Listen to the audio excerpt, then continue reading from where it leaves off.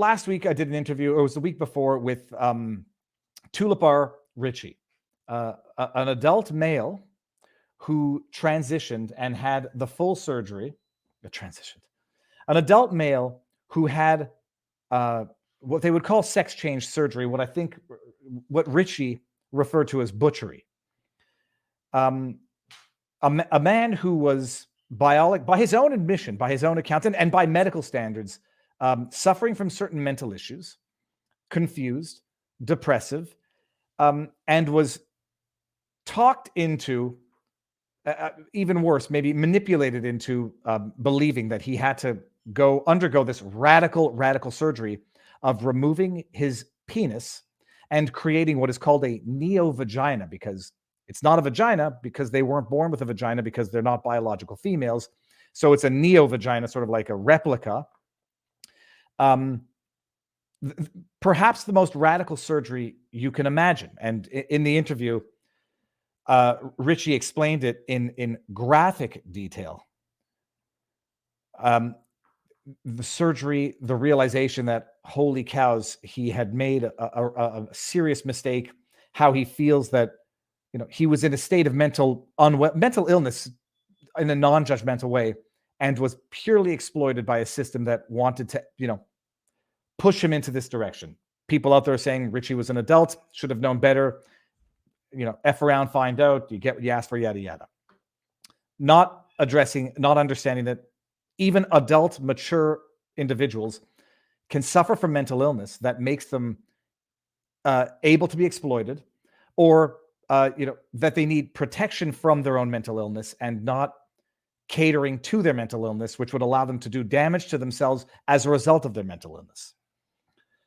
And we talked about this, the fact that this entire transgender issue has become something of a social contagion, which has a clinical term, a social term, social contagion. It has existed for decades, for millennia.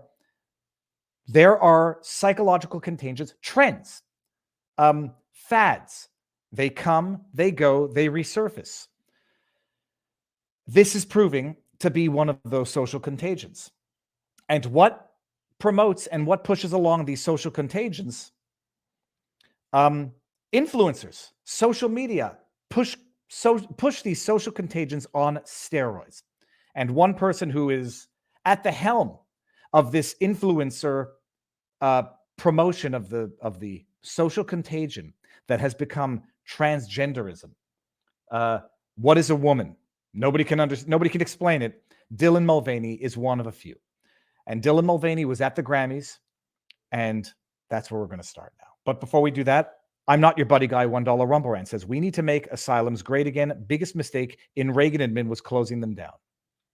You don't need to make asylums, which would be the incarceration of mentally unwell, but there have to be facilities to treat this that don't involve locking up people who are mentally unwell. But you don't lock up everybody just because they suffer from mental illness. There have to be objective criteria, typically imminent risk of harm to themselves or others. Other than that, you don't lock up the mentally ill. It's not a humane thing to do.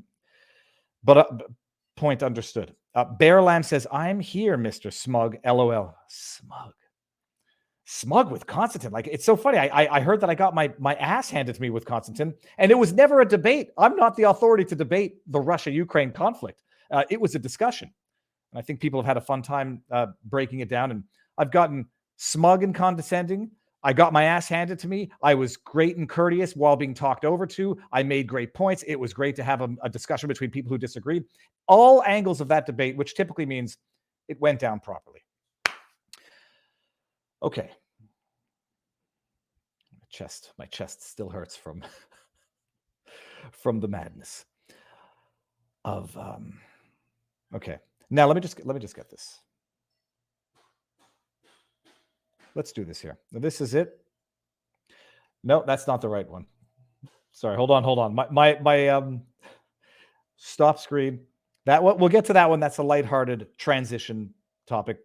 No pun intended, actually. Here we go.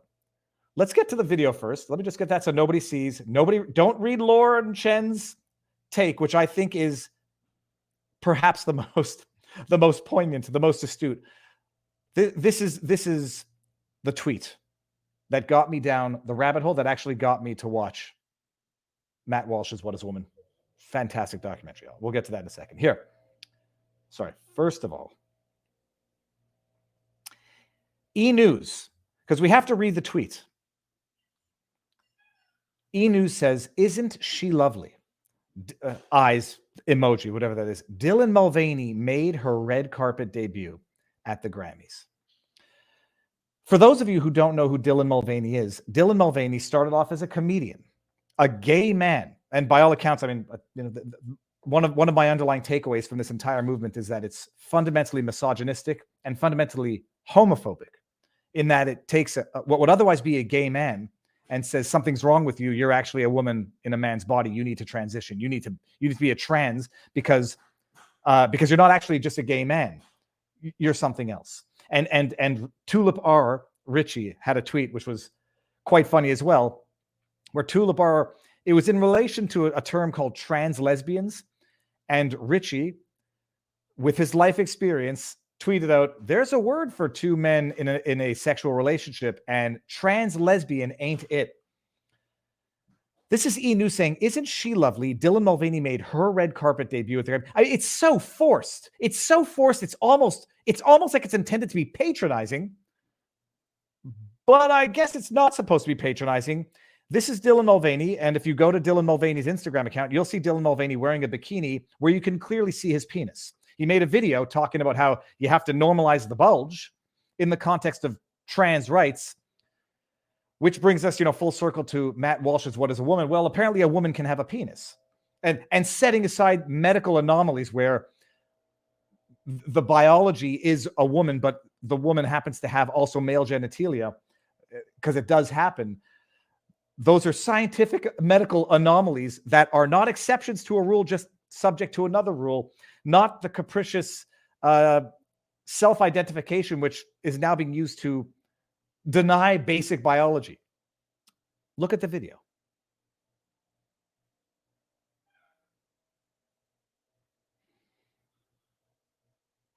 One thing is for certain.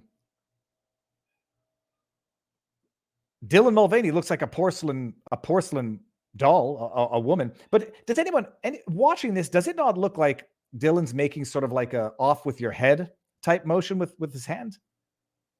I mean, it looks like, when I first saw it, I thought it was an aggressive type of hand gesture, like the Roman emperors or whoever it was that, that's what I thought it was.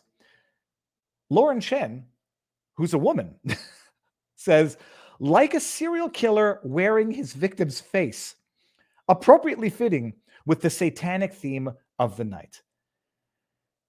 This is supposed to be a celebration of what? Can you imagine Dylan Mulvaney, whose shtick on Instagram is exploring girlhood, day number whatever of girlhood, hiking in heels. It's unclear in a normal universe whether or not it's parody, and in a normal universe, it would be satirical humor. It would be, once upon a time, a Saturday Night Live skit that would have been actually funny when SNL was actually funny.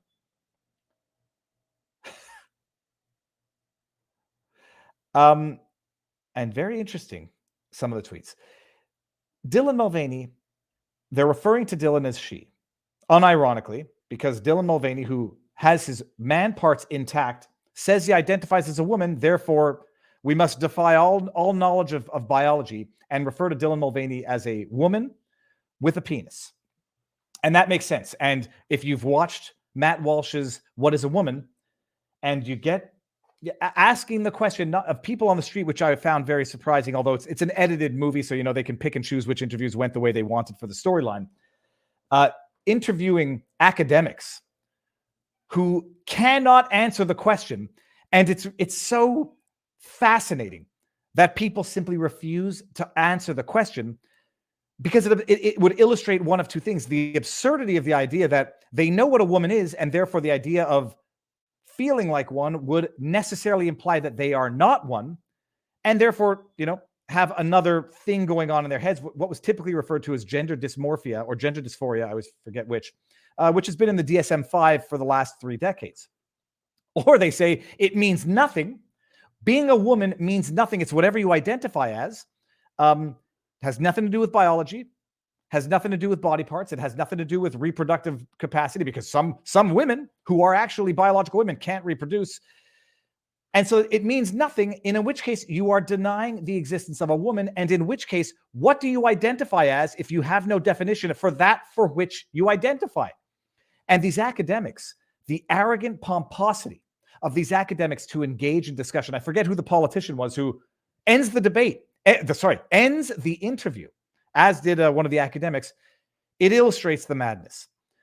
But the hypocrisy, where E! News celebrating Dylan Mulvaney because apparently, according to them, what being a woman means is the most regressive stereotype of what womanhood is. It means being a fine porcelain doll with an hourglass figure, chiseled face, a beautiful form-fitting dress and makeup. That's what being a woman means, women. That's what E! News, that's what Dylan Mulvaney has reduced womanhood to.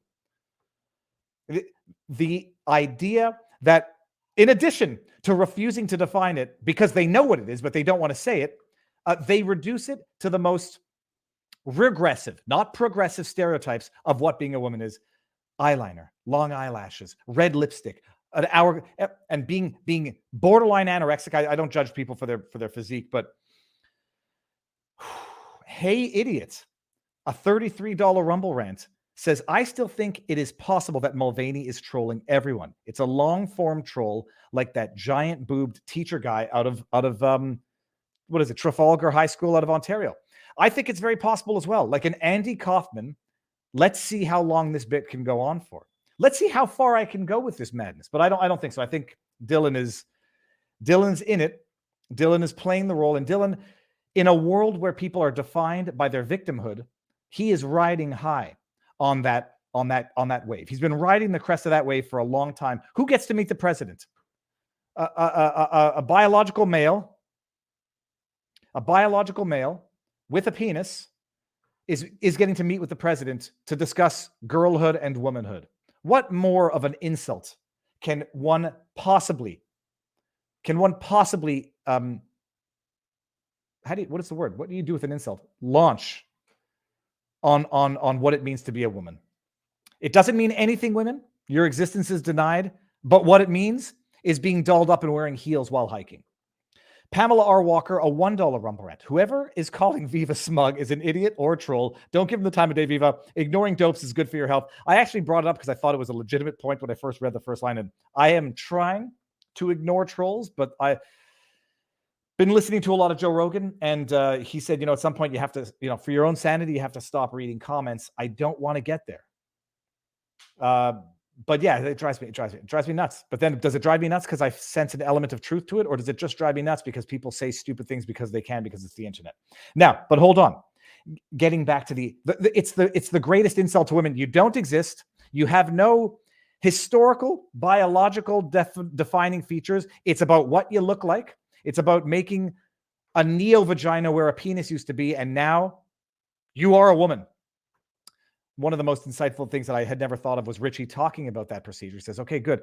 I've got a neo-vagina where my penis used to be, but to make the canal, it actually interfered with my prostate because I'm a man. So the neo-vagina canal actually pushed the prostate in a certain way that now makes anal sex unpleasant or not pleasurable for what would have otherwise been a healthy, intact gay male. Never even crossed my mind the damage that is being done from this butchery of surgery. And yeah, that's it. No, there's no biology. There's no nothing. It's what it means to be a woman is to have something that looks like a vagina, something that looks like boobs, and the rest of the stereotype of what these progressive individuals think makes you a woman. The most regressive stereotypes out there. But it's not all fun and games on Twitter. It's not all without consequence. There's real life impact to this. These were from the hearings that were recently held. Let me just back this up here.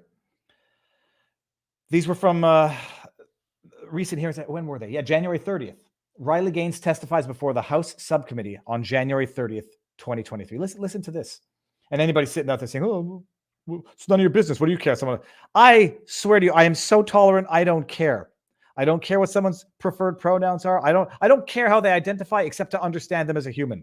Where I care is where they start telling me what words to use, that I'm a bigot or whatever for acknowledging basic biology. We come from science.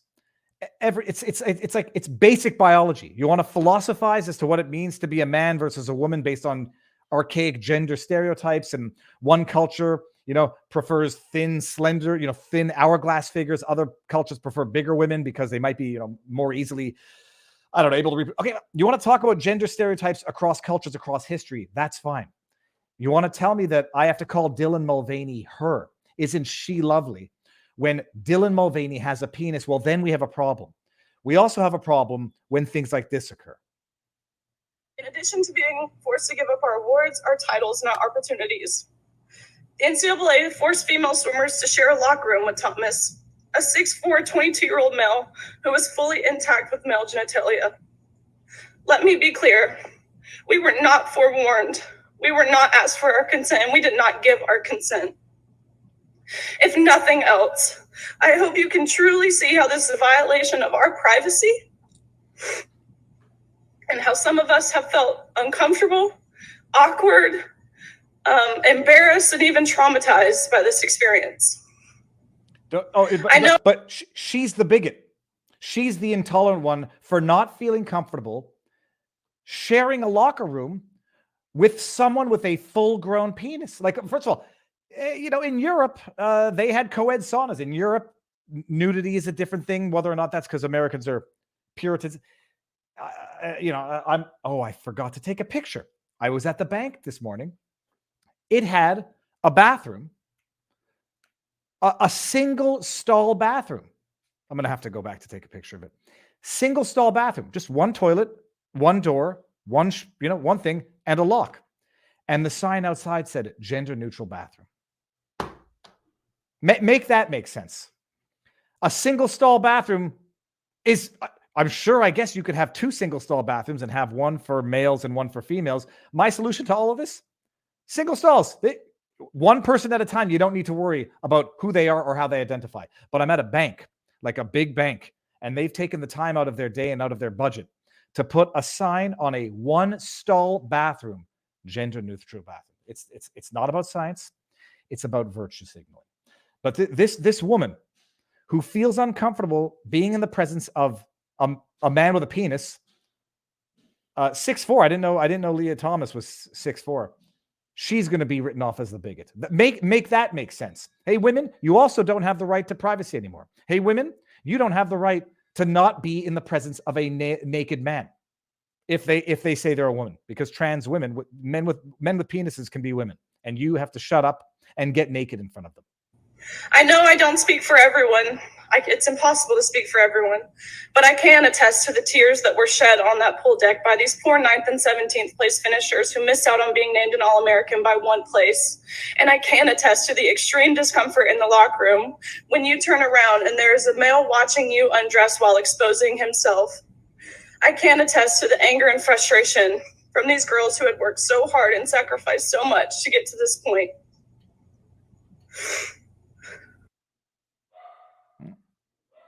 Shut up and deal with it for the greater good.